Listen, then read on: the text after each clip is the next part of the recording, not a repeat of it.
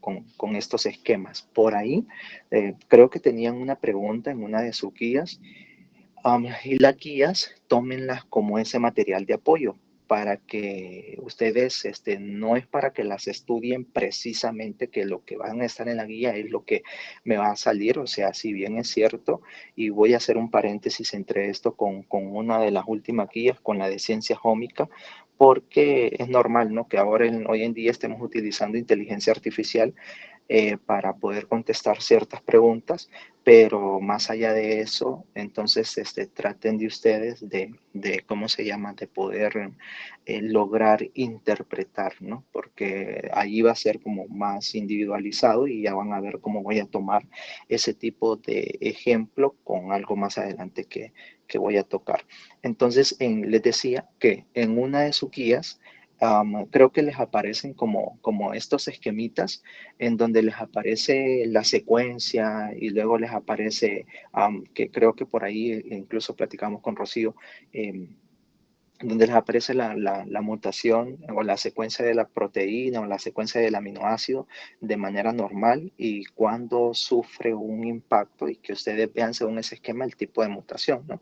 Entonces, ese tipo de preguntas, más o menos esa magnitud, así como identificar según la proteína original, si se mutó la mutante 1, la mutante 2, la mutante 3, qué podría ser, qué tipo de mutación en la que podría estar siendo ocasionada. No, igual en las preguntas, recuérdense que a veces puede venir inciso A e inciso B, ¿no? Entonces no van a ser tan extensas. Creo que ahorita vamos a ampliar un poco más el tiempo de las respuestas para que ustedes puedan contestar un poco más tranquilos. Yo creo que los vamos a dejar a 2 minutos. Igual yo se los voy a recortar también a mis compañeras el día de mañana para que ustedes puedan tener esos ya no el chance de 1 minuto y medio, sino que 2 minutos para que puedan contestar las preguntas. Entonces, las preguntas teóricas, por ejemplo, las vamos a abordar de esa manera, ¿no? O sea, apoyándonos con un pequeño esquemita, ustedes escudriñan un poco, si ya tienen la información básica, entonces pueden escudriñar un poco para ver cómo se puede ver un esquema cuando estoy viendo, porque nosotros lo poníamos en la pizarra de manera general, ¿no? O sea, cómo se podrían desarrollar, pero a nivel de esquemas también uno se puede apoyar en esta parte. Eso con la parte teórica, porque abordamos todos los tipos de mutaciones. También a veces, y tomen eso como lectura, con los mecanismos de reparación, porque también ahí nosotros en esa parte teórica abordamos un poco sobre los tipos o los diferentes mecanismos de reparación a nivel directo y a través de las mutaciones con reparación indirecta, ¿no? Entonces, de hecho, en la parte práctica desarrollamos un ejemplo de ese tipo de mutación que ya lo voy a hablar en torno a los protocolos. Y ahí visualicen esquemas, por ejemplo, cómo se ve un esquema cuando se da una mutación por una reparación por incisión de nucleótidos. Pónganle que a ustedes les pueden poner 4 esquemas distintos. Y de esos 4 esquemas distintos, supongamos que el esquema sea A, B, C y D.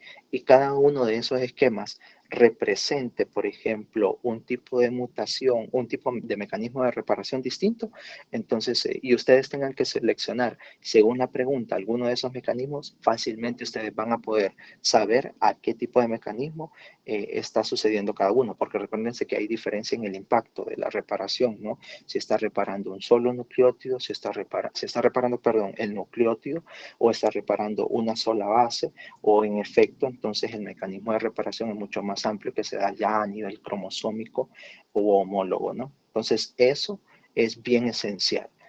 Con la parte práctica, para encaminar un poco esto y relacionarlo con la parte que nosotros hacíamos en el laboratorio, no es necesario que ustedes se aprendan, por ejemplo, por lo menos para esta práctica, funciones o el tipo de bacteria, ¿no? Si ustedes recuerdan un poquito el ensayo que nosotros hacíamos específicamente, era desarrollar el mecanismo de reparación o de lo que experimentaba Escherichia coli, ¿no? O sea, que es más fácil poder visualizar ese mecanismo de reparación porque los que se utilizan son poblaciones de bacterias y eso lo relacionamos con el crecimiento celular de la misma.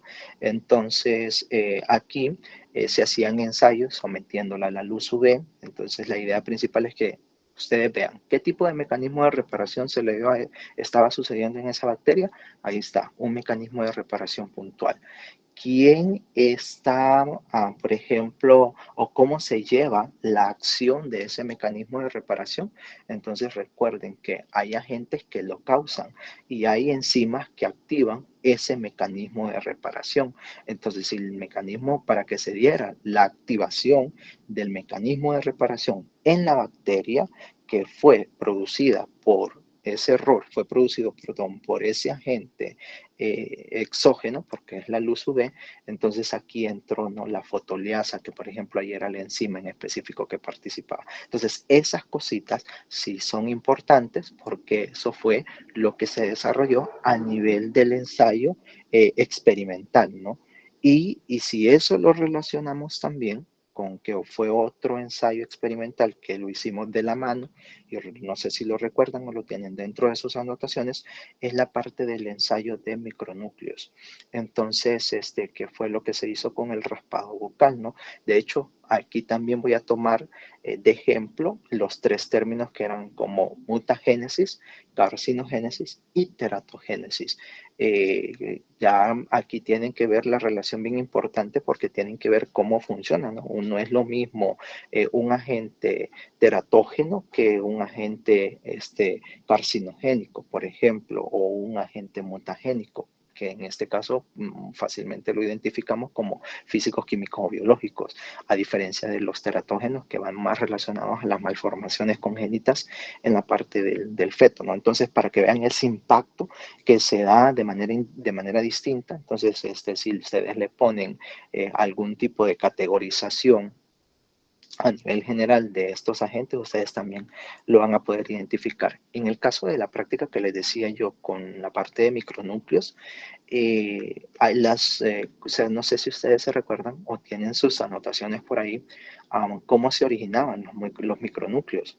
Y nosotros vemos que básicamente estos cuerpos pueden originarse de diferente manera en el punto de vista a nivel endógeno y exógeno, ¿no?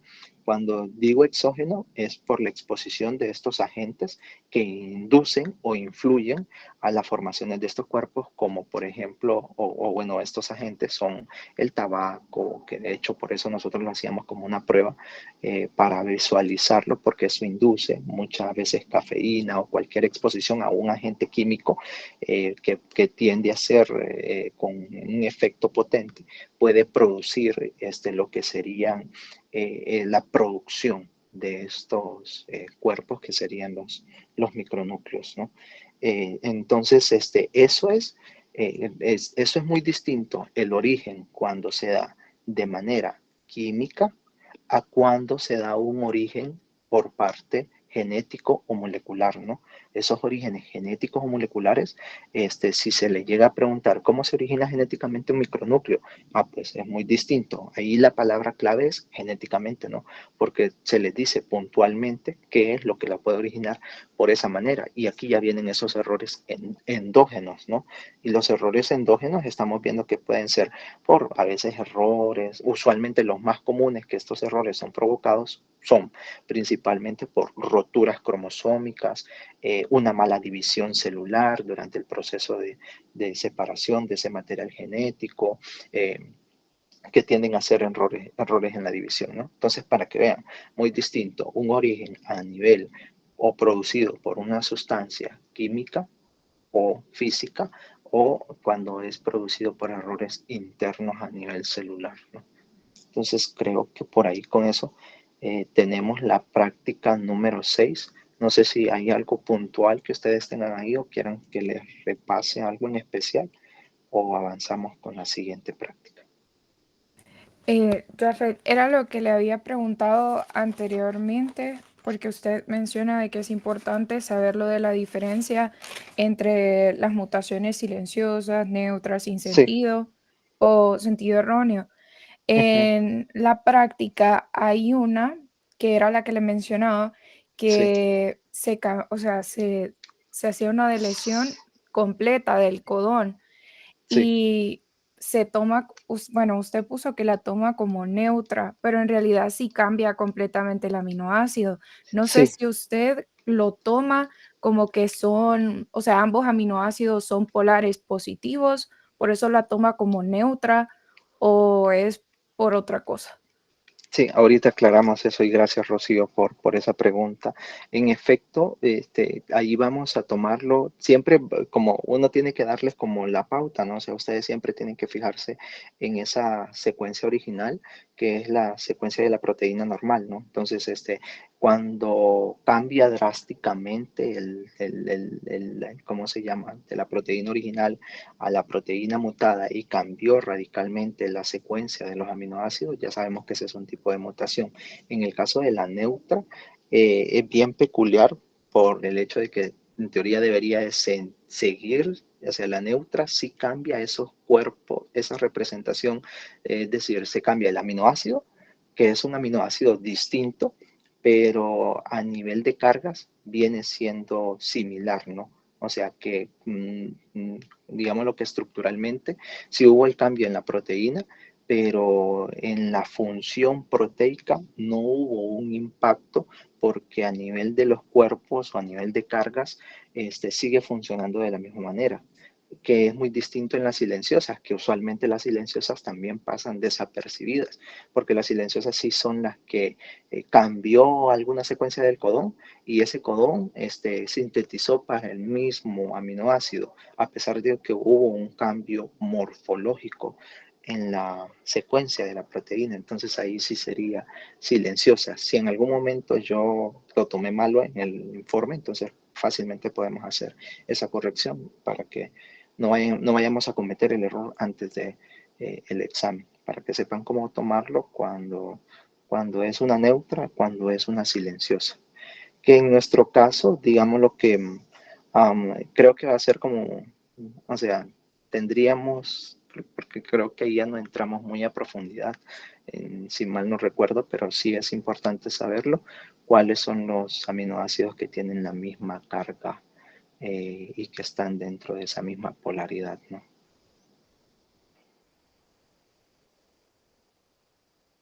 No sé si tienen otra pregunta por ahí.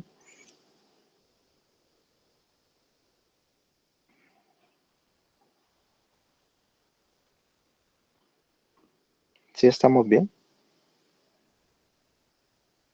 Sí, Perfecto. ¿Alguien más? ¿O todo está bien para avanzar a la siguiente práctica? Todo está bien, Jeffrey. Listo. Entonces avanzamos. La siguiente práctica va a ser con la parte de cultivo celular.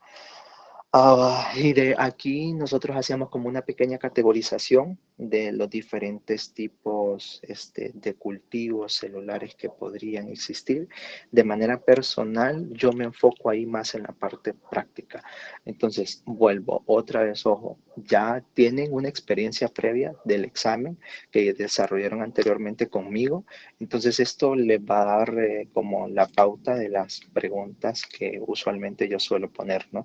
Entonces, siempre es esencial, de manera general, aunque ustedes más adelante, futuramente, ya sean profesionales de la medicina, que ya ahorita ya tienen un paso muy, muy gigante, siempre es esencial conocer estos puntos técnicos porque uno nunca sabe, ¿no?, cuándo va a estar desarrollando ciertas técnicas y a pesar de que para ustedes la hayan conocido en el laboratorio, pues tal vez más adelante, como les explico, puedan trabajar en algún centro médico que haga la parte genética con el desarrollo de estos cariotipos, ¿no? Y en nuestro país es que estas técnicas pues están como bien, nosotros en la parte molecular y en la parte citogenética estamos como bien en pañales, no sé si ustedes se daban cuenta y esto para que tengan una noción, ya hay un lugar en San Pedro Sula que hace este cariotipo, o sea que ya lo venden como un servicio, como la parte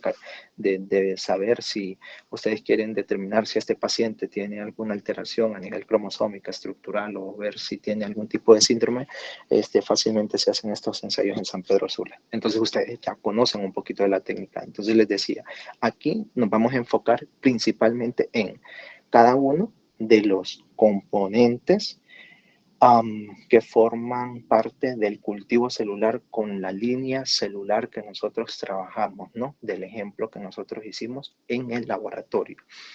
¿Por qué con el de laboratorio? Porque eventualmente, si bien es cierto, se pueden establecer otras líneas celulares con tejido, que eso es esencial que ustedes comprendan, ¿no?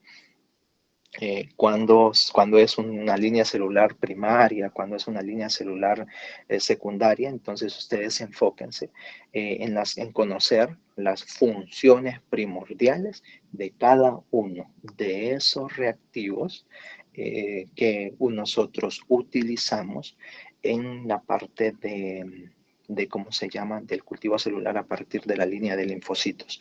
Entonces, aquí no solo es conocerlo, porque a veces suelo preguntar nombre y función. Si es el nombre, entonces el reactivo no lo va a tener, obviamente. Entonces hay ciertos tics. Y recuerden, el que tenía esta coloración era tal, el que tenía este otro era tal. Y obviamente la función bien específica, ¿no? Nosotros recalcábamos qué función cumplía, porque cada uno de estos reactivos tiene un papel primordial e esencial. Entonces, eso por ahí dentro de sus anotaciones es bien importante, ¿no? Porque no vayan a confundir uno con otro. Y las concentraciones, eso es también primordial, saber a qué proporción, qué concentración se empleó cada uno de estos reactivos, porque suele variar de eso cuando uno está estandarizando, y eventualmente no es lo mismo un 0 a la derecha que un 0 a la izquierda, ¿no? Porque en concentración eso influye. Las unidades, recuérdenlo también, para que no vayan a ir perdiendo puntos por eso. Entonces, si tienen claro todas esas funciones de esos reactivos, creo que la parte de cultivo celular con esto estaría como claro. Ahí por ahí también teníamos algunos ejercicios dentro de la guía. Si ustedes se fijan bien, en la parte de cultivo celular, de hecho, enfocábamos aplicaciones. Entonces, tomen esos ejercicios de la guía para que puedan ver, ¿cómo se llama? Cómo es la aplicación del establecimiento de ciertos cultivos celulares. O sea que uno fácilmente puede preguntarles en un pequeño caso estudio y qué tipo de cultivo celular usted podría aplicar según a este paciente se le toma este tipo de muestra, por ejemplo, y a partir de esa muestra, qué tipo de cultivo celular usted establecería. Entonces, ahí usted puede ver la aplicación de lo que nosotros estamos viendo a partir de la parte teórica y transponerlo a esta parte del conocimiento. En nuestro caso, entonces, sería identificar esas funciones, concentraciones y el nombre de esos reactivos que nosotros empleamos en la parte de cultivo celular, que fue con la parte de linfocitos, ¿no? Entonces, creo que eso lo teníamos por la parte práctica, es una práctica que fue sumamente sencilla, rápida, dentro del laboratorio. Entonces, no sé, creo que ahí no hay tantas dudas, ¿verdad? ¿O hay algo que en sus anotaciones no haya quedado claro, o dentro de la práctica de manera general? El suero fetal bovino es lo que le da los nutrientes a los cultivos, ¿verdad? Así es. Cuando recuérdense que el suero fetal, tenemos dos tipos de nutrientes. Tenemos tanto los orgánicos como los inorgánicos. Entonces, en el caso del suero fetal bovino, lo que dan son los nutrientes orgánicos.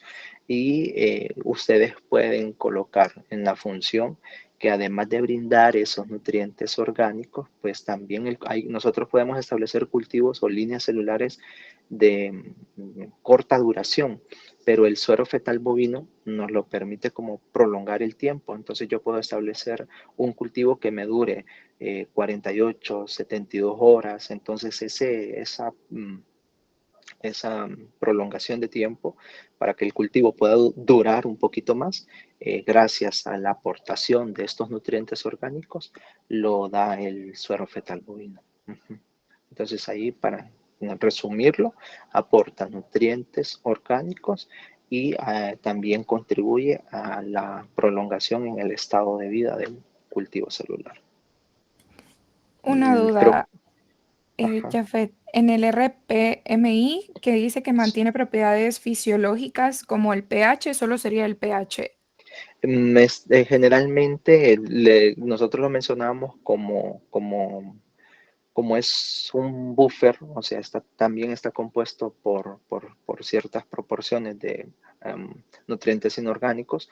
Entonces, de manera general, sí, es lo que trata de aportar y regular, porque en el caso de la temperatura y también puede influir en su pH, porque acuérdense que nosotros andamos buscando mantener un pH estable, normal, no neutro.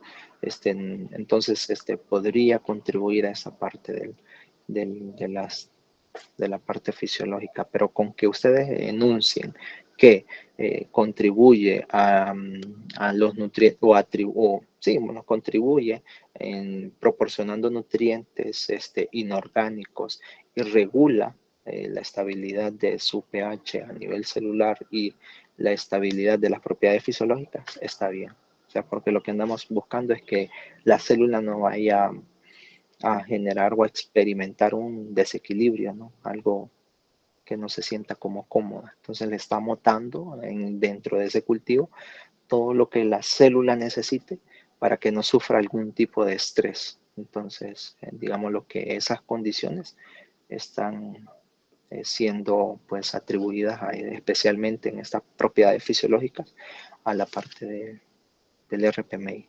Entonces, el pH es bien esencial.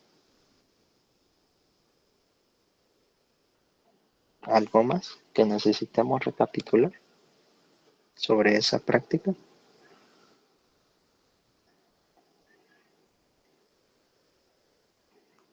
Si ustedes me dicen, si no avanzamos a la siguiente.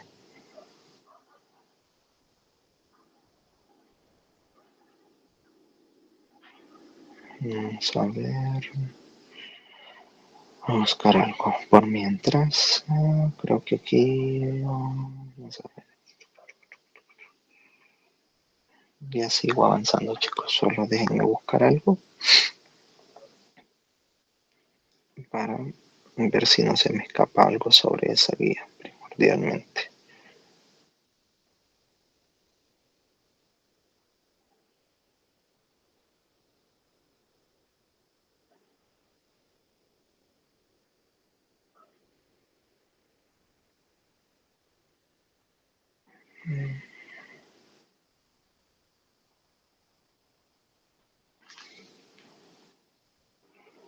Vamos a ver.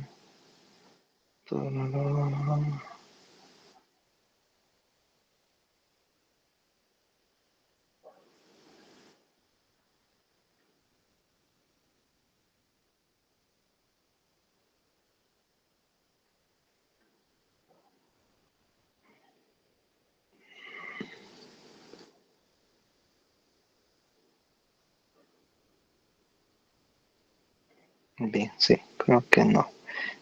Con respecto al examen, igual van a ser 15 preguntas como el primer examen parcial. Entonces, creo que van a venir alrededor de 3, 4 preguntas por ahí, por práctica. ¿Saben qué es lo que pueden hacer también?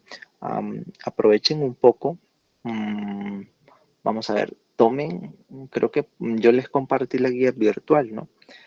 Aprovechen para darles un tip, aprovechen un poco sobre la inteligencia artificial, métanle todo en las guías y díganles que les prepare preguntitas tipo examen o examencitos y traten de contestarlas ustedes, no con la ayuda de la inteligencia, ¿no? Y así más o menos les va a lanzar un poquito esas preguntas. Entremos a la parte de técnicas citogenéticas, que esta sí está bastante relacionada.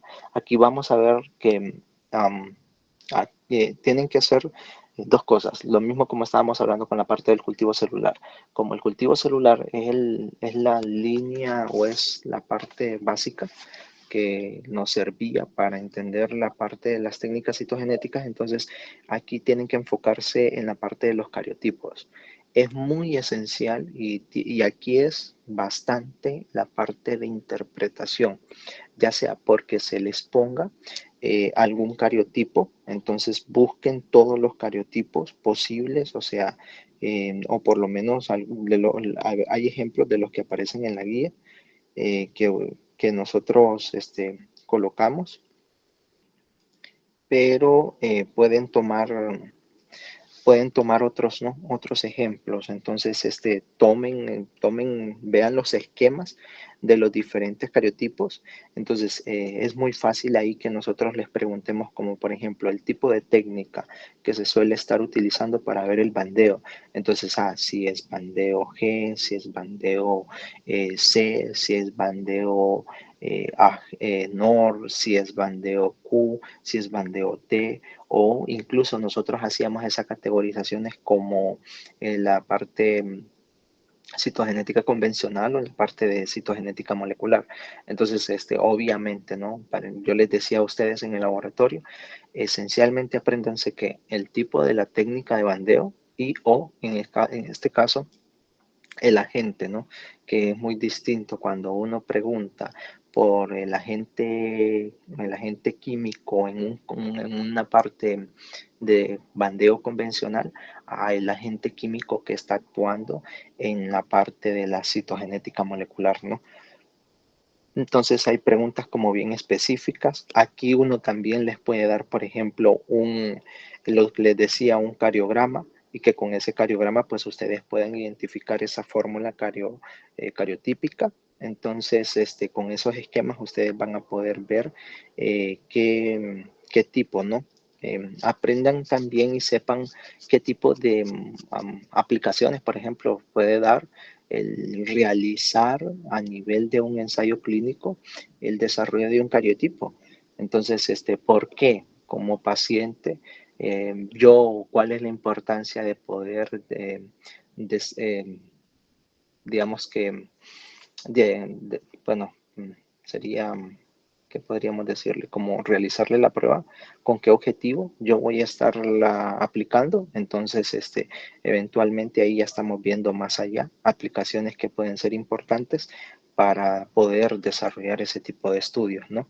Entonces, lo mismo, los reactivos que nosotros utilizamos en la parte práctica para esta parte de las técnicas citogenéticas. Recuérdense que estábamos utilizando el KCL, ¿cómo se llama? El fijador de Carnoy, luego utilizaron el Giemsa, como esos calculitos que incluso creo que para la parte de la guía les aparecía, también tienen que practicarlo porque también tenemos los otros cálculos para la siguiente práctica que son los de genética mendeliana. Sin embargo, por ejemplo, yo les diría a ustedes o los ponen a preparar un Giemsa y se les pone el reactivo y les dice que a partir de ese reactivo ustedes preparen como en el ejercicio del primer parcial, que está a una concentración y lo preparen a otra concentración con un volumen final. Fácil, ¿no? Entonces ahí tienen ciertas fórmulas que tienen que recordar y eso ustedes lo van a poder desarrollar. Bien, practiquen eso porque veo que en el examen anterior fueron muy pocos los que sacaron los cálculos como buenos. Entonces, esos cálculos para que no se vayan a enredar son bien importantes. En el caso, por ejemplo, también sencillos como el cálculo del fijador del Carnot, que incluso ahí en su guía les aparecen 3 cálculos distintos. Por favor, no se les vaya a olvidar y traten de practicarlos. De ahí entonces véanlo bien en la parte de el fish. Ahí sí quiero que sean un poquito específicos porque es más fácil identificar una técnica de bandeo con la parte convencional. Creo que cuando busquen esquemas, o sea, y ustedes pueden buscar, ¿no? Ahí en Google y buscar imágenes de los diferentes tipos de bandeo. Entonces, creo que el que les va a costar un poquito más poderlo identificar es el de quinacrina o el bandeo Q, porque en las imágenes que les proporciona el buscador les va a aparecer como muy similar al bandeo en Giemsa.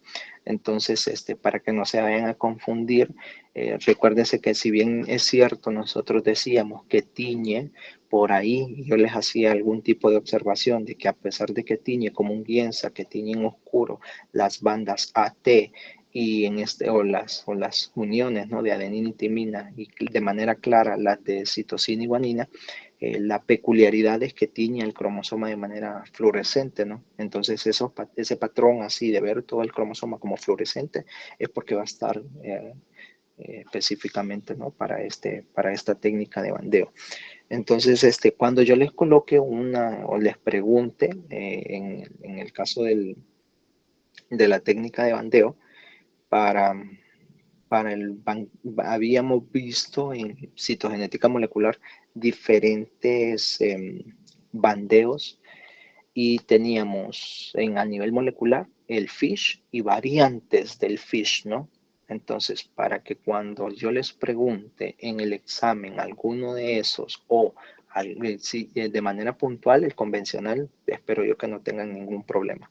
Pero en el caso de que fuese un FISH, fácilmente ustedes van a poder identificar entre una variante y otra, ¿no? Porque entre una tiña todo el cromosoma y en el otro se le dice multibanda usualmente, porque recuérdense que cuál era la diferencia entre ese, que cada una de esas banditas ya no era como el cromosoma, ¿no? Que de hecho cuando tiñe todo un cromosoma se utilizaba un solo fluorocromo, y habíamos visto que existía el cariotipo Sky, se le dice, o espectral, que es en el que en su guía les aparece como, bueno, el cromosoma 1 se tiñe amarillo, el homólogo se va a teñir amarillo también.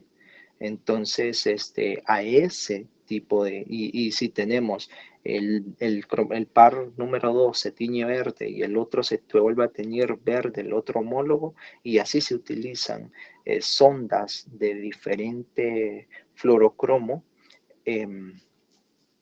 para cada uno de los cromosomas, y todo el cromosoma y todos los 23 pares de los cromosomas se tiñen de un color distinto.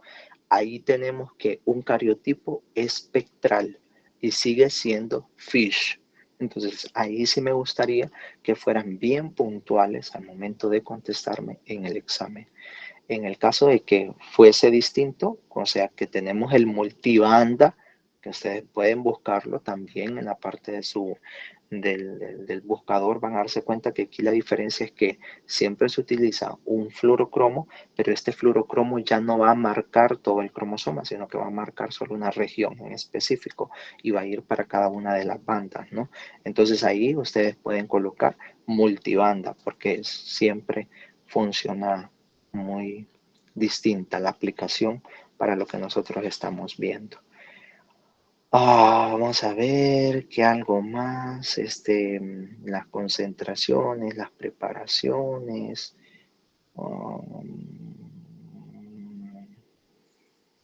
Aquí utilizamos, bueno, el fijador, los cálculos, y esto que sería la parte de los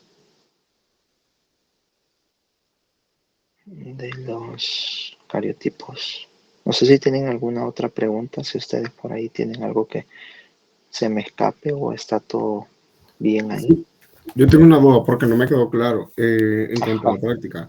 En el ajá, momento bueno, cuando lo del procesamiento celular, el cuarto paso era la parte de lavado.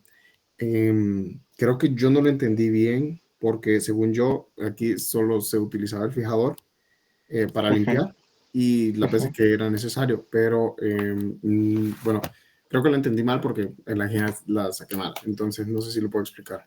Sí, claro. Vamos a ver, cuando les pregunte si les llego a preguntar la función del fijador, no me vayan a colocar que fija, ¿ok?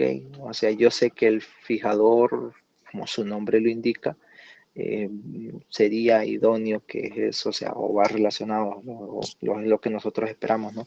Pero sí, por favor, pueden corregir eso y colocar que, o no sé si lo habíamos hablado en el laboratorio, pero tomando este espacio, por ahí podemos colocar que el fijador lo que va a hacer es preservar lo que sería el material genético, en nuestro caso los ácidos nucleicos, para la obtención de los cromosomas. Entonces, si les llego a preguntar la función, por favor me colocan esa, ¿ok? Que se encarga de preservar, que se escucha más técnico y se escucha mejor a pesar de que ya sabemos que es un fijador, que nosotros lo estamos utilizando como un fijador, ¿no? Que en este caso sería el Carnoy. Las proporciones, ya vamos a aclarar también esa duda, Daniel, pero las proporciones que recuerdan son metanol en 3 partes y una parte del ácido acético, ¿no? Entonces, en cuanto a cantidad, si en algún momento se le llega a preguntar también eso, fácilmente ustedes van a poder deducir en cuanto a números cuánto sería la proporción que correspondería para cada uno. Si especifican en el de qué corresponde a cada uno, también, porque recuérdense que son 3 partes de metanol y una parte de ácido acético, no al revés. ¿Ok? Para que tengan cuidado con eso. Y con lo que preguntaba Daniel, ese paso, o sea, no es muy raro que pregunten, no, bueno, o muy raro o nunca suelo preguntar los pasos de un protocolo, pero usualmente se utiliza el mismo fijador porque se acuerda que después de la hipotonía, que es hinchar a la célula, reventarla para que libere ese material genético, se expone ese material genético para preservarlo con el fijador. Y ahí parte la función que acabo de describir anteriormente. Entonces, los siguientes pasos son los lavados. Si ustedes recuerdan un poco la coloración de la muestra, cuando utilizaba, yo les mencionaba que existía una diferencia entre utilizar solo el plasma a utilizar todo el componente de la muestra de sangre, ¿no? O sea, que vengan eritrocitos, plasmas y todo lo que compone la muestra de la sangre.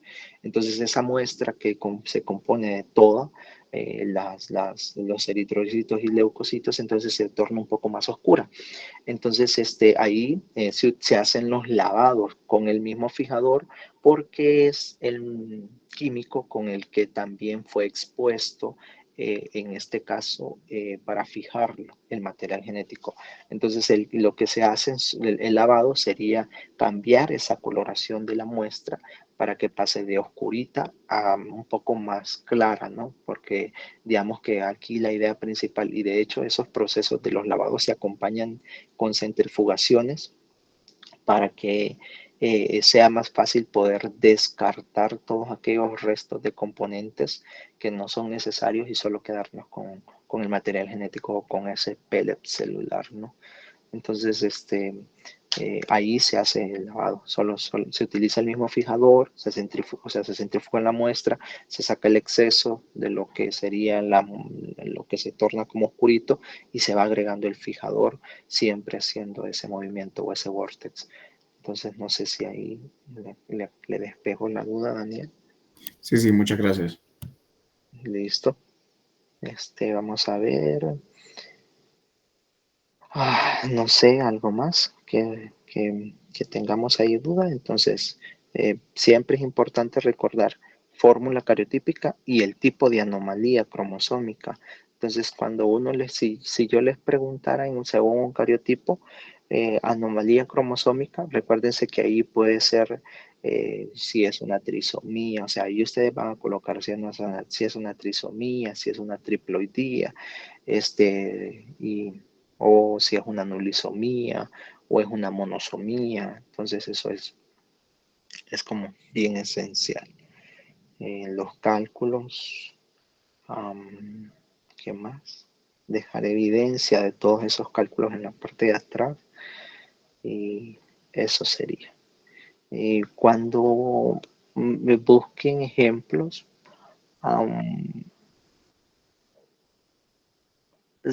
parece que en esa guía, si mal no me recuerdo, por la parte de atrás, con la parte de la nomenclatura citogenética, cuando uno les pide la fórmula cariotípica y en la parte de su guía tenemos una parte del reverso, ahí tenían como algunas, cuando es una translocación, si es, por ejemplo, si recuerdan un poquito, aquí según la información, nosotros teníamos, en el caso de las mutaciones a nivel o alteraciones a nivel cromosómico, teníamos las que involucran el centrómero, las que no involucran el centrómero a nivel de las inversiones. a nivel de las translocaciones, porque es el cambio de material genético entre dos cromosomas. Estas pueden ser equilibradas o no equilibradas. ¿O qué quiere decir esto? Que pueden ser recíprocas o no recíprocas. En el caso de que si la llegase a preguntar, también tenganlo en cuenta, porque eso también uno puede preguntar, ¿qué tipo de inversión es la que usted está viendo según el siguiente esquema?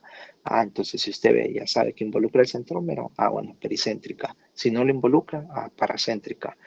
Si mira que están dos cromosomas intercambiando material genético, sería una recíproca, porque ambos están viéndose beneficiados. Pero si uno no y el otro sí, entonces no, es no recíproca, o sea, es desequilibrada. O sea, cosas así, ¿no? Eso siempre tenganlo en mente para que cuando uno les pregunte, ustedes puedan contestarlo de manera puntual. Si tienen alguna duda, entonces igual, a pesar de que yo sé que no voy a poder estar con ustedes ahí acompañándolos, van a estar mis compañeros que también ellos pueden despejarles sus dudas con respecto a esto. Entonces, creo que por ahí eso sería como lo más esencial con la parte de los cariotipos, para que ustedes puedan identificarlo, sepan sacar la fórmula y busquen el de todos, practiquen, ¿no? Practiquen siempre, además de los básicos, o sea, de Klinefelter, de ¿cómo se llama? De Kriduchat, busquen estructurales como este que les acabo de mencionar, porque los más comunes son, ¿cómo se llaman?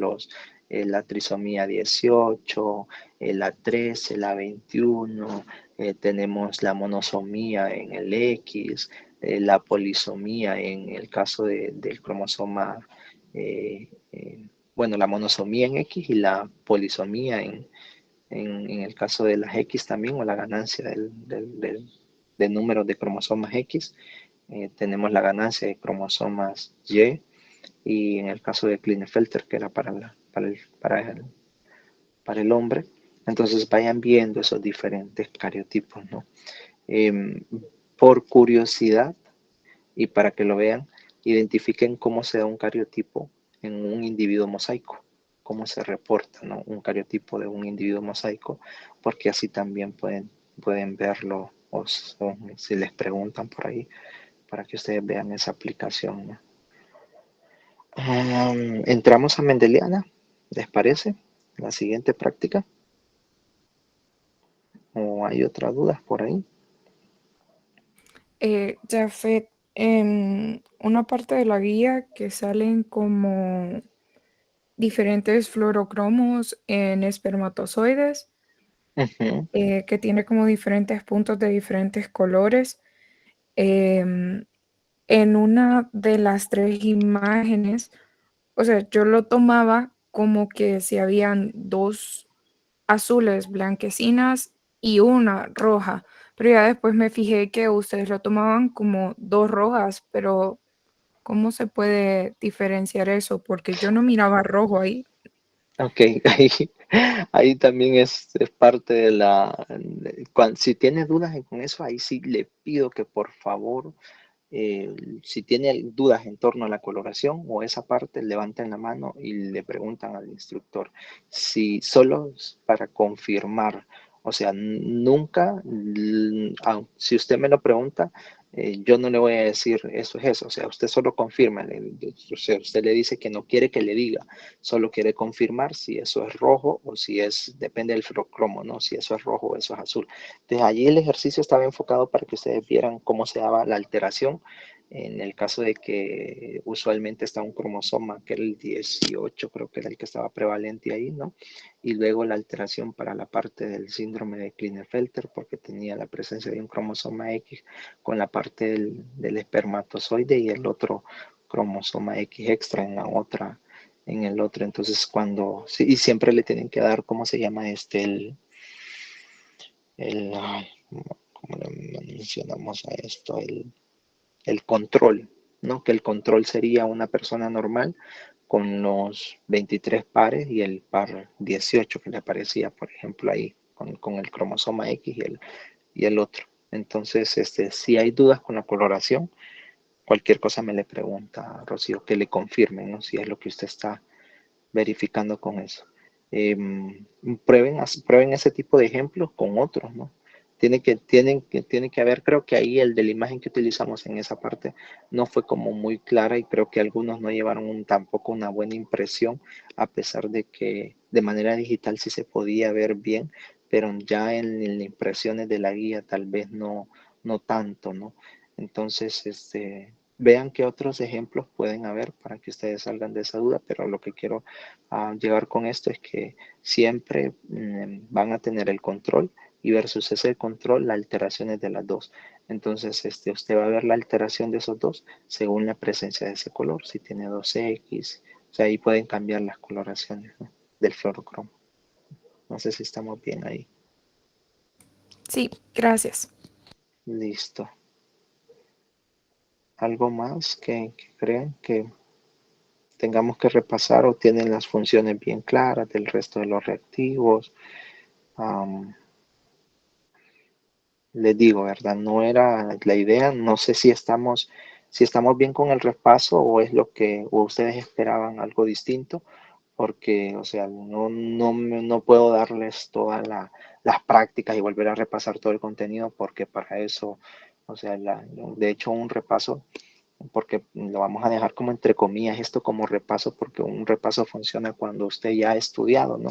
Entonces usted viene previo estudiado y después usted hace todas las preguntas y se abordan esas dudas para que usted no tenga ningún problema, ¿no? Pero ahorita entonces ese repaso entre comillas lo estamos dejando como para enunciar lo puntual que usted podría enfocarse. No sé si con eso estamos cumpliendo las expectativas de lo que esperaban con la reunión, a pesar de que veo que hay algunos compañeros que han abandonado la reunión. ¿Vamos bien? Sí, ¿Sí? Ok. Igual no sé si al final se terminaron conectando personas que son de otras secciones y si es así y también tienen dudas, pueden abordarlas sin ningún problema y en lo que yo pueda ayudarles, pues con gusto, ¿no? Avanzamos entonces a la siguiente práctica. Ya llevamos 3, ya solo nos quedan 2. Jafet, otra duda. ¿Sí? En la parte del bandeo Q, lo que se Ujú. resalta son las bandas claras en adenina y timina. No, al revés. Es que no sé si ustedes se fijan es que, vamos, le voy a poner un ejemplo con él. Usted busca una imagen del bandeo en Giemsa o el tradicional, el bandeo común, que es el bandeo G. Nosotros vemos ese cromosoma como en patrones de blanco y negro, ¿no? ¿Sí? Regiones como blanquitas y regiones oscuritas que son negras, ¿no? Entonces, imagínense que en el bandeo Q, y voy a ver, porque no sé si les voy a, déjenme ver, por mientras busco le voy a seguir platicando. Entonces, en eh, en ese tipo de bandeo,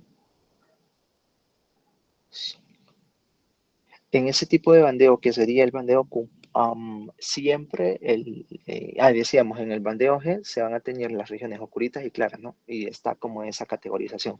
En el caso del bandeo Q, siempre va a tener ese mismo patrón, esa misma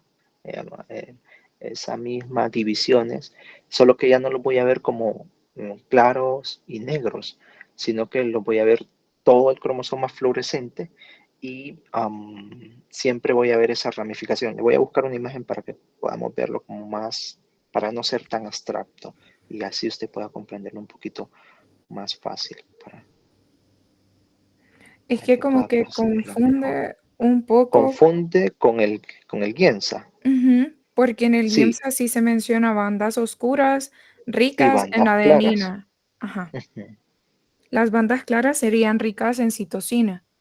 Las bandas claras van a ser ricas en adenina en el bandeo Q. En el G. Me- en el G son las bandas claras son ricas en citosina y guanina, Ok. porque recuérdese que el colorante ahí no ingresa tan fácil,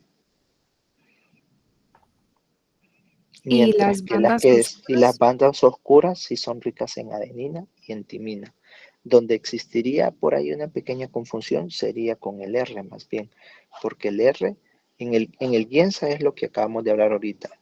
G y C son claras y A y T son oscuras, mientras que en R, A y T son claras y G y C serían oscuras.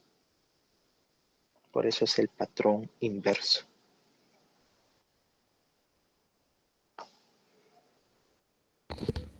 Ya en el Q no se diría como que, Entonces, en el Q, esos cromosomas siempre se va a ver un bandeo claro y oscuro. Aquí, acabo de encontrar un cariotipo. Vamos a ver si puedo descargar la imagen y se la voy a compartir.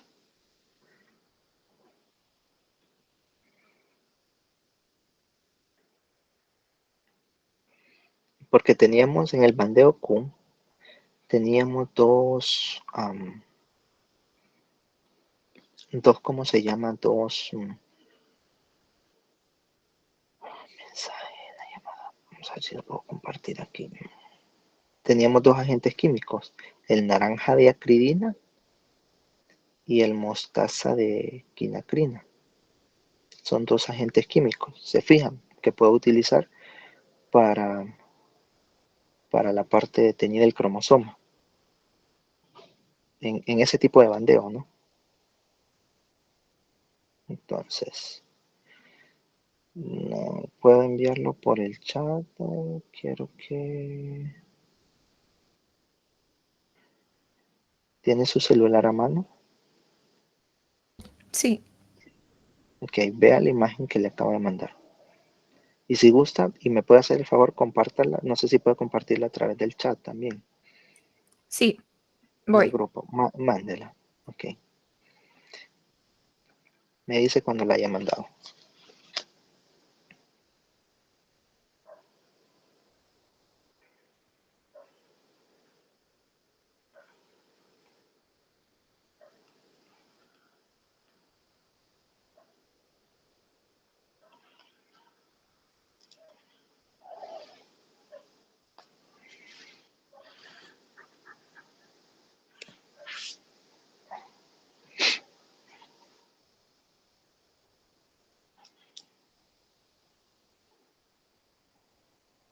No sé si puedo mandar fotos por el chat porque está desactivado. Sí, es que me pasó lo mismo también. O mándela al grupo de WhatsApp de ustedes para que más o menos vean de lo que estamos Y si se comparte platicando pantalla. ahorita. También puedo compartir pantalla y efecto. Ah, también hágalo, inténtelo para ver, para que los demás vean. Ajá. Gracias, Daniel.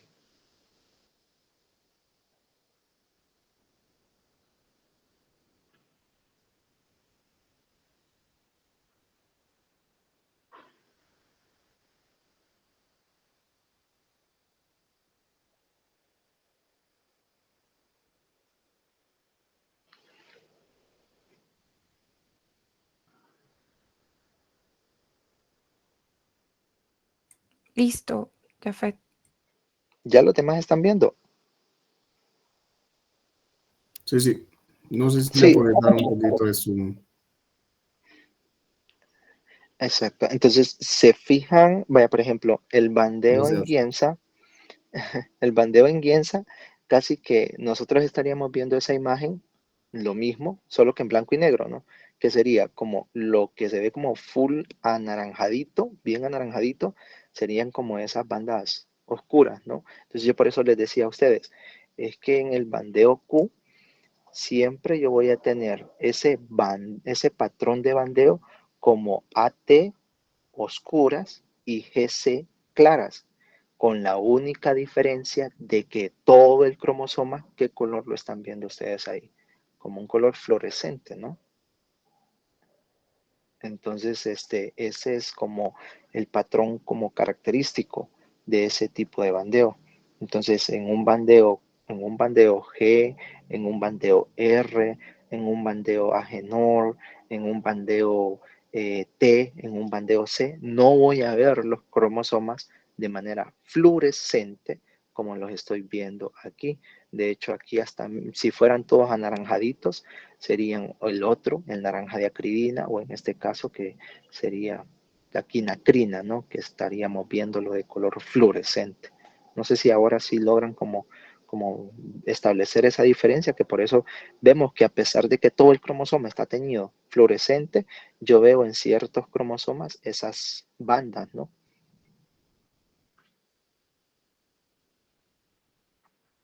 Si lo pudieron percibir mejor. Sí. Sí, ok. Entonces era esa parte, con eso yo les decía, así, ese tipo de ejemplos. Entonces, así como toman esa imagen ahorita y uno les pregunta qué tipo de técnica de bandeo es y qué agente químico es el que se utiliza. Bueno, fácilmente van a poder contestarlo. Y ahí entonces ustedes van estableciendo diferencias entre los diferentes tipos de bandeo. Creo que vamos bien. ¿Seguimos con Mendeliano o se nos escapa algo más o quieren que hablemos algo más? 11 y 12 y tienen que ir a estudiar también. ¿Pasamos a Mendeliana? Sí, está bien. Sí, ok. Listo. Entonces, en la parte de Mendeliana, básico. Ahí sería los cálculos. Ahí me tienen que estudiar esos cálculos. No se fijaron que habían unos ejercicios donde teníamos que o les pedía a ustedes desarrollar todo el ejercicio completo de, bueno, en una población de tantos individuos, tantos son dominantes o tantos son recesivos, que sacaran la cantidad de heterocigotos. Por ahí creo que les aparecía, no recuerdo el ejercicio como tal, pero como son 2 minutos, entonces nunca se les va a pedir que desarrollen todo el ejercicio completo. O sea, siempre aquí hay que darles ciertos valores que son bien importantes. Cuando uno les pide, la proporción es distinto, ¿no? Porque calculan el número de dominantes, el número de recesivos entre la población total. Eso es una cosa. Cuando uno les pide frecuencia alélica, ojo con esto, entonces, ¿cuál se calcula primero? ¿La dominante o la recesiva? Siempre se va a calcular la recesiva primero, ¿ok? No vayan a cometer el error de calcular la dominante, porque ahí entonces les van a salir malos los ejercicios. Entonces la dominante, recuérdense que en este caso lo vamos o se tenía con la letra Q, ¿ok? Porque P se hacía para el alelo dominante y Q para el alelo recesivo. Entonces siempre sacan ese valor que sería el número de recesivos entre la población total, y a eso ustedes le sacan la raíz cuadrada. Ese valor de Q sería esa frecuencia alélica recesiva. Entonces, si yo les doy el número de dominantes, ustedes solo lo restan de la población total. Si el ejercicio no les diera el número de recesivos y eso es lo que ocupa usted, imaginémoslo, entonces, ¿cómo lo va a obtener usted? Si le da el número de dominantes, ¿qué es lo que harían? Restan de los recesivos, restan el número de dominantes, lo restan de la población total y con eso tienen el recesivo, ¿no? ¿Es cierto? Y de esos recesivos, usted lo divide entre esa misma población y le saca la raíz cuadrada y con eso tiene la frecuencia alélica recesiva. No sé si me di a entender con eso. Sí, sí, ¿verdad? Entonces, si lograron, si ven eso, ese tipo de cálculos, es fácil poderlo hacer, ¿no? O sea, nunca les van a preguntar algo, ¿no? Algo tan extenso. Y al final, entonces, va a dependerlo, ¿no? O sea, siempre ustedes calculan la frecuencia alélica recesiva y en el caso de la dominante, ahí solo sería 1 menos Q. Entonces, también, o sea, ahí solo siento yo que ahí lo que tendrían que es practicar un poco practiquen un poco ese tipo de ejercicios, de ahí sí ya pueden tomar la guía para volver otra vez a repasar, o por lo menos para aprenderse las fórmulas con esa parte de los ejercicios. También recapitulen un poco sobre el nombre de las leyes de Mendel, ¿no? Cómo se llaman cada una de esas leyes de Mendel y tomen esquemas. O sea, para que la pregunta no sea como tan vacía, les colocan un esquema de un cruce. O sea, hasta ahí ustedes pueden ver, ¿no?, el tipo de herencia. Se imaginan que salen dos vaquitas y de la vaca, entre un toro negro y una vaquita blanca, salen unos toritos grises. Entonces, si les pregunto qué tipo de herencia es esa, entonces ustedes, bueno, ya van a saber que es una dominancia incompleta y específicamente una intermedia, por ejemplo. Pero si sale como los fenotipos de entre unas manchas negras y unas manchas blancas, bueno, siempre sigue siendo una dominancia incompleta, pero ya lo que estoy viendo es una codominancia. Y, bueno, si les pongo un esquema de, supongamos que están cruzando dos gatitos que son heterocigotos y estos gatitos se cruzan y ven ustedes el cuadro de Punnett, por decirlo así, y ven que sale un gatito de un color y los otros tres del mismo color, ¿a qué ley de Mendel es la que estoy aplicando? Bueno, la segregación de gametos, un ejemplo. No, estoy aplicando la ley de la uniformidad, o estoy aplicando la ley de la segregación de los caracteres independientes, que sería la tercera ley de Mendel, ¿me entienden? Esos nombres, transponerlos y entenderlos con esquemas es lo que, ¿cómo se llama? A mí me interesa. ¿Qué más?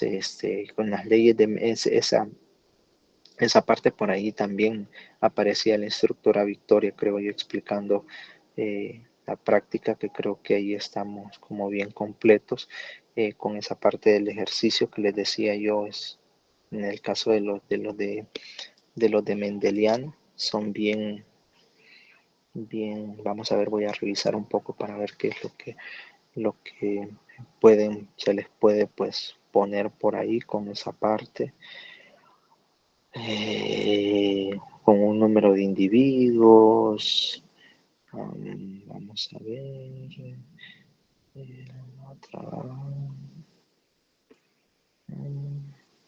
Sí, que sería un ejercicio, sí. Vamos a ver.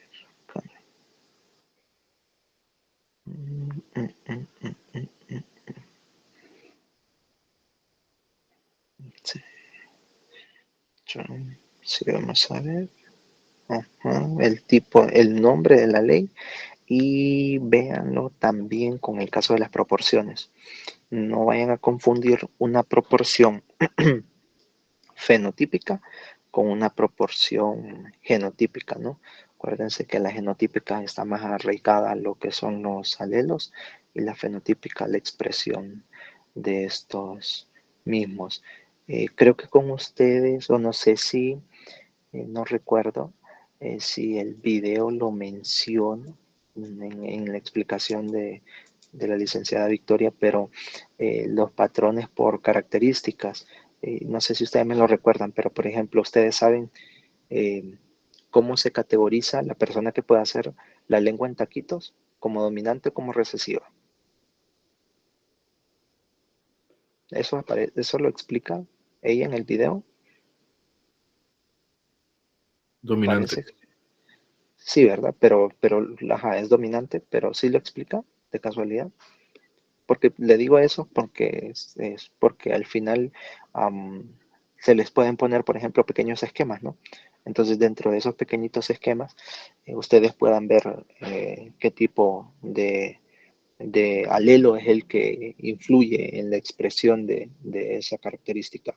Si es un alelo dominante, si lo determina un alelo recesivo. Entonces eso va a depender de la característica que esté ahí. Por ejemplo, si les aparece el lóbulo de Beha, el dedo índice, ¿no? Por eso les pregunto si sea eso, porque acuérdense que hay diferentes tipos de herencias, y a partir de eso la influenciada por el sexo, que son este tema ustedes lo tienen un poco más fresquito, ¿no? Entonces eso es bien importante. Creo que no hicimos la prueba de antígenos, o sea, la prueba sanguínea, Entonces, ahí no nos vamos a enfocar tanto. Y lo que sí ustedes pudieron desarrollar, fue ¿cómo se llama? Lo de vamos a ver, la frecuencia, el tipo de herencia, lo del pedigrí. Eso, es en el examen les voy a colocar uno pequeñito, y de acuerdo al tipo, vean bien, acuérdense por ahí, casi como muy similar, para que vuelvan a recapitular. Se fijaron el pedigrí que le salió en el examen a ustedes, que parecía tener un patrón dominante, pero al final no se terminaba, o sea, sí se daba la impresión de que se expresaba en todas las generaciones, pero no siempre porque se exprese. O sea, eso no es tan determinante en un pedigrí para poder determinar si el mismo es dominante o recesivo. Para eso usted tiene que ver esas generaciones y esas parejas, porque a veces pueden ser que parejas normales, no, o parejas que aunque uno sea heterocigoto o aparezca por ahí, tengan o no el fenotipo, ¿no?, del individuo. Entonces, ahí a veces hay parejas que pueden descartar para que ustedes puedan ver ¿cómo se llama?, que ese patrón presenta. Entonces, ahí solo es que ustedes, en un pequeño pedigrí, ustedes, puedan saber cómo son los genotipos de las parejas, y si supongamos que usualmente lo que les digo yo, estos pedigrí se representan en oscuros, el que está enfermito se casa con un heterocigoto, con un homocigoto, ¿cómo podría ser su descendencia? Entonces ahí ustedes hacen esos pequeños como cruces para poder identificar si en realidad, por ejemplo, este individuo puede tener o no puede tener en su descendencia ese tipo de ¿cómo se llama?, de individuos afectados, ¿no? Entonces, por ahí lo del pedigrí es bien, recapitulo el pedigrí, recapitulo el ejercicio de la frecuencia alélica, y recapitulo lo de los nombres de las leyes de Mendel. Creo que con esos tres cosas, un poco de manera puntual, me van a poder servir o les va a poder servir a ustedes para que puedan estudiar. En el caso de la siguiente, bueno, no sé si con eso aclaramos esas dudas: frecuencias alélicas, luego a veces incluso les pueden poner a construir un pedigrí cortito, chiquito, ustedes fácilmente lo van a poder desarrollar. Para eso ustedes solo leen el enunciado y así ustedes lo pueden desarrollar. Si no, entonces, identificar el tipo de herencia o no, y lo que les había mencionado anteriormente. ¿Estamos bien?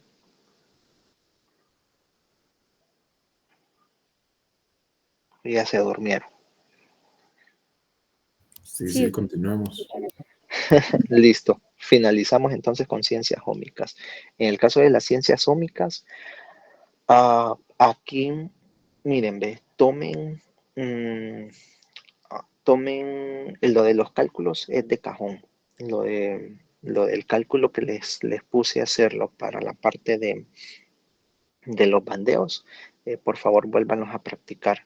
Lo que les aparece como bandas G positivas, bandas G negativas, que incluso esas bandas G positivas y bandas G negativas aparecen como categorizadas como en regiones 21Q.22.2, 22.3. Entonces, cuando vayan a expresar en el examen, y apréndanse las fórmulas, porque esas no les va a aparecer, ¿no? Entonces, para que sepan cómo utilizarla, ojo con esto, siempre ubíquense en la región donde les estoy pidiendo, porque eso en el examen sí se lo voy a colocar. Yo les voy a decir si la región 21Q.3, toda esa región, sí ustedes tienen que aprender a identificarla. Y de acuerdo a eso, entonces ustedes tienen que practicar si es para la densidad génica o es para la densidad de isla CPG, porque se les pidió, ¿no? Entonces, ahí es como bien importante ubicarse en el mapa y saber qué es lo que les está pidiendo, y según eso, en su respuesta, por favor, colocan las unidades. Es decir, que si es densidad génica, entonces ustedes las unidades son genes sobre megabases. Si son densidad de islas, usted coloca CPG sobre megabases. O sea, son unidades completamente distintas. Y aquí recuérdense que usted suma tanto genes positivos como genes negativos, ¿ok? Tienen que sumar ambos, ¿no? Para poder calcular la densidad génica. También suelo colocar por ejemplo, en la parte de las categorizaciones de los cromosomas, ¿se acuerdan que hay ¿cómo se llaman? Cromosomas clasificados según la posición de su centrómero, según su tamaño, y de acuerdo a esa posición del centrómero, los mismos cromosomas tenemos diferentes tipos, meta, sub, acro, telo. Entonces, ustedes pueden también con esa terminología identificar, ¿no? Creo que que nosotros habíamos visto cuáles son los cromosomas metacéntricos medianos. ¿Por qué relaciono eso con esta práctica de genómica? Porque yo también puedo sacar densidad génica en cromosomas específicos. Entonces, apréndanse los grupos, cuál tengo en el grupo A, qué grupos tengo del cromosoma en el grupo B, y cuáles son, bueno, acrocéntricos medianos, acrocéntricos pequeños, submetacéntricos medianos, submetacéntricos pequeños, qué pares yo tengo ahí. Eso también, por favor, practíquenlo para que sea importante. Y lo otro, que aquí yo voy a resaltar algo que comencé con el inicio. ¿Se acuerdan que yo les decía, bueno, en el ejercicio de sus guías, les aparecen algunos ejemplos, ¿no?, de aplicaciones de las ciencias ómicas como casos estudios? Entonces, si bien es cierto, sé que los podemos desarrollar con inteligencia artificial como respuesta, en el examen no van a poder tener ese tipo de herramientas, ¿no? Entonces, si se les pone, por ejemplo, a que se está dando el estudio de la nivel, se está trabajando con un fármaco y se está probando este fármaco a nivel de la expresión a través de estudios de secuencias de ARN. ¿Qué tipo de ciencia ómica es la que se está trabajando, por ejemplo? Entonces usted tiene que ver, estamos viendo la aplicación a alguien que está estudiando fármacos, está trabajando con secuencias de estudios de ARN mensajero. ¿Qué ciencia de las ciencias ómicas se podía estar relacionada con lo que me está aplicando a mí? Entonces estamos viendo un caso estudio aplicado para poder conocer qué tipo de rama. Entonces eso, por favor, también practiquen, o sea, no se les vaya a pasar por alto, porque allí tenemos tres. O sea, sí, está la genómica comparativa, la genómica funcional, la genómica estructural, la transcriptómica, que es como por ejemplo en el caso que les estoy hablando ya ahorita. Sí, son niveles, ahí las palabras clave son, bueno, ARNs, estudios de ARNs, transcriptómica, porque es la que estudia. Si estamos estudios de proteína, proteómica. Si estamos estudiando la función de la proteína, la genómica funcional.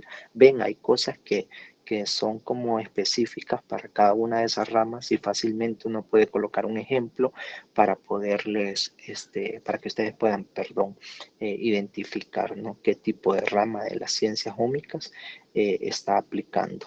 De ahí creo que en eso, con lo último, que no sé si se les complicó un poco en lo de la parte bioinformática con el último video de la parte de Genomic Data. Creo que de eso no lo voy a evaluar yo en el examen. Entonces, sí era para que ustedes vean las aplicaciones de los diferentes estudios a nivel del cáncer, pero por lo menos para esta vez no lo voy a evaluar.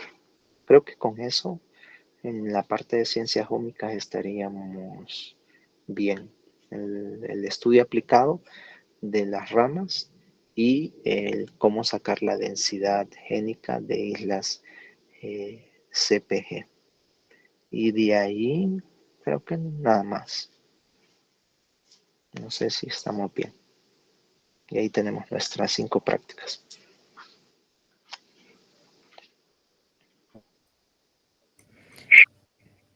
Jafet, una duda. En Ujú. la pregunta número 1 de la guía que decía que el brazo, en este caso es el brazo corto o el Sí, brazo pequeño, que era de sí. 0.3 megabases, Ujú. usted no lo puso, bueno, es que no sé en qué fallamos, la verdad, pero no sé si usted tomó en cuenta el único gen que Ajá. tiene ese brazo y lo dividió entre las megabases para sacar la, Densidad génica. la mega. Sí, pero es que la primera decía solo cuántas Sí, megabases. ajá. Sí, después me di cuenta. Creo que les debo ese 0.2 no solo a usted, se les debo a los demás. Porque sí, o sea, después me di cuenta que la pregunta decía el tamaño nada más. Entonces, cuando es solo el Ujú, tamaño, solo son las unidades y ahí sería para el brazo corto 0.3 tres. megabases. Ajá, cuando ya es la densidad génica, entonces solo había un gen negativo. Entonces ese gen negativo se divide sí entre la 0.3 y la 3.33. Pensé en un momento en lo que estaba revisando cómo fue, perdón, fue ahí un poco a la carrera porque fue de un día para otro. Entonces, pensé que era densidad génica y ahí entonces más fácil, ¿no? O sea, de hecho fue porque mi cerebro no lo hice con la necesidad para que no lo vayan a mal interpretar que era que andaba buscando bajarles puntos, no, o sea, más bien era porque suelo pasar en algunas ocasiones que en el examen les pregunto la densidad génica del brazo corto, entonces a veces como se enfocan más en el brazo largo porque eventualmente hay más cantidad de genes y todo lo demás, que pierden el cómo hacer el cálculo y les sale mal a veces en ocasiones el del brazo corto. Entonces, por eso fue que hice la rectificación, pero ya después me di cuenta que en realidad lo que decía la pregunta era el tamaño y no la densidad génica, a pesar de que creo yo que cuando les hice el ejercicio o les aparece la parte del desarrollo del ejercicio de calcular la densidad génica del brazo largo, no se toma, o sea, solo aparece brazo largo, no aparece la del brazo corto, que como les digo, en ocasiones no solo yo, sino que mis compañeros también pueden preguntar eso y ¿cómo se llama? Se les escapa porque no saben cuál es la del brazo corto, cómo calcularla, o lo que se hace es que no colocan 0.3 sino que colocan como 3 megabases, cuando en realidad pues no tiene las 3 megabases, sino que tiene como decimales 0.3. Pero sí, después vamos a hacer esa corrección ya cuando yo regrese o cuando estemos haciendo lo del paso ahí de cuadros. Cuando usted ya pregunta cómo calcule la densidad génica de la banda como tal, usted Ujú. mencionó que se sumaban ambos genes, o sea, tanto Sí, positivos como negativos. Es que nosotros lo sí. hicimos como una fila positivos, una fila negativos. Recuérdense que en el mapa a ustedes les aparecen, ¿no? Las bandas G positivas y G negativas. Sí, eso sí saben cuáles son las positivas y cuáles son las negativas, porque unas se ponían de color oscuritas. O bueno, no sé, usted está ahí ahorita, tiene el mapa de casualidad, más para que lo pueda como proyectar. Sí, voy. Ajá, que sea un poquito más, no ser tan abstracto.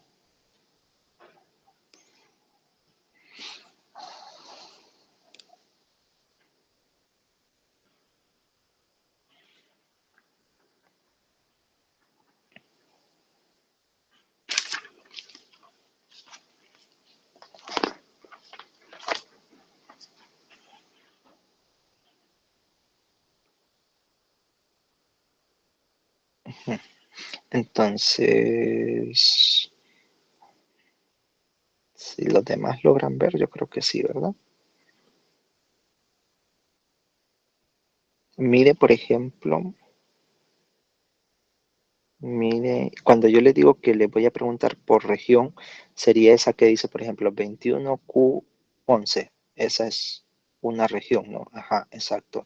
Y esa, ¿qué tipo? Esa región, esa banda inicia desde ahí y a dónde finalizaría, por ejemplo. va a llegar hasta el otro extremo, que sería de la siguiente página y termina hasta ahí. Ya donde dice la siguiente 21Q, 21.1, esa sería otra banda distinta, ¿no? Y esa, de hecho, sería una banda G positiva, que era por eso nosotros hablamos anteriormente, que el mapa tiende a tener regiones claras y regiones oscuras. Entonces, regresemos al inicio de la primera banda, solo para que vean, cuando yo les digo que se suman genes tanto positivos y negativos, entonces si yo les pidiera, si les voy a pedir que realicen la densidad génica de una banda en específico, entonces ustedes ven en el lado izquierdo, les aparecen pseudogenes, luego les aparecen genes positivos, conocidos, lo logra ver después del tamaño de donde está. Ajá, exacto, tenemos genes positivos conocidos arriba y si se fija también tenemos genes conocidos, negativo en la parte de abajo. Entonces cuando usted hace el cálculo de la densidad génica tiene que sumar tanto positivos como negativos. Entonces si usted se fija bien, yo tengo positivos, ¿cuántos tengo? Ahí si vamos arriba, no tengo ninguno, porque aparentemente está vacío hasta que yo llego a la siguiente y tengo uno, ¿no? Porque este que les aparece ahí como USP25, ese es el gen positivo. Para que ustedes sepan cómo identificarlos son, si se fijan, son esos rojitos porque hay todo el mapa hay otras cosas como rojitas también, pero los que están en rojo bien cercano a la recta numérica van a ser los positivos. Los que estén por debajo de esa recta numérica van a ser los negativos. En nuestro caso, así como el que está señalando usted ahorita. Pero para el ejemplo de la banda que nosotros estamos haciendo, entonces tenemos un positivo arriba porque lo abarca hasta donde nosotros estamos ahí, más negativos tenemos alrededor de 3, ¿no? Esos 3. Entonces sumo positivos y negativos. Entonces, ¿cuántos tengo en total? 4 genes, porque tengo un positivo arriba, como el que tenemos en la parte de abajo, y 3 negativos. Entonces tenemos un total de 4 genes. Y esos 4 genes yo lo voy a dividir entre el total de megabases que tiene esa banda. Entonces yo cuento, ¿no? Esa banda, por ejemplo, ¿cuántas megabases tiene? Tiene una completa, 2, continúo. En la siguiente página tendríamos 3 completa y sería 3.1, 2, 3, alrededor de 3.4. Ajá, entonces divido eso, que serían 4 genes entre 3.4 y les va a dar como 0. No sé, 80 y algo, 1 punto y algo. Pero así harían el cálculo. No sé si lograron entenderlo mejor. Entonces, cuando les pida por banda, lo van a hacer así, para no tener que contar tanto positivos como negativos.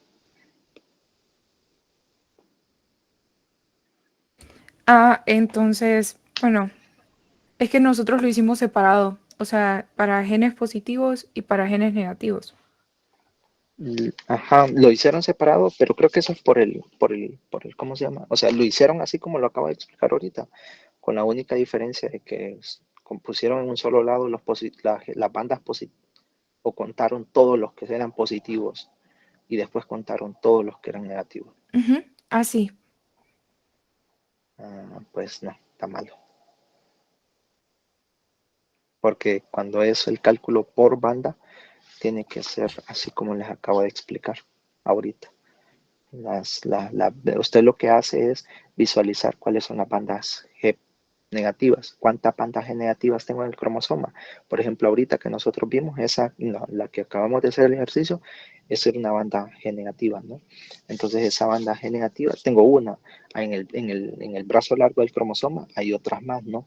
Entonces yo cuento y saco la densidad génica por banda. Ya si yo quiero sacar una densidad génica total de positivas y negativas por siempre en banda, entonces, la sumo. Pero hacemos esa corrección para que no se vayan a equivocar, ¿no? Y para los demás compañeros también. Entonces, lo sacamos el cálculo tal como lo acabo de explicar ahorita. Por banda, según la región, y sumo positivos y negativos. Y de ese total, entonces ahí sí yo lo divido entre las megabases.